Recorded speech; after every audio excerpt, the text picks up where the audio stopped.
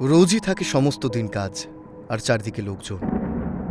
রোজই মনে হয় সেদিনকার কাজে, সেদিনকার আলাপে, সেদিনকার সব কথা দিনের শেষে বুঝি একেবারে শেষ করে দেওয়া হয়।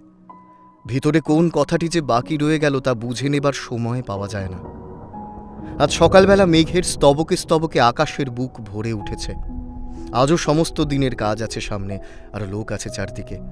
কিন্তু আজ মনে হচ্ছে ভিতরে যা কিছু আছে বাইরে তা সমস্ত শেষ করে দেওয়া যায় না।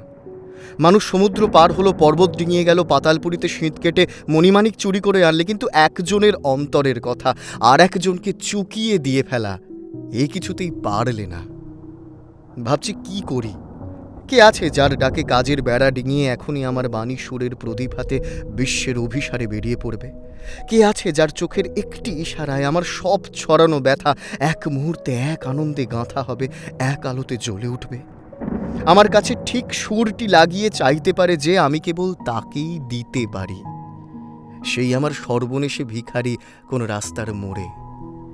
আমার ভিতর মহলের ব্যথা আজ গেরুয়া বসন পড়েছে, পথে বাহির হতে চায়, সকল কাজের বাহিরের পথে, যে পথ একটিমাত্র সরল তারের একতারার মতো কোন মনের মানুষের চলায় চলায় বাজছে।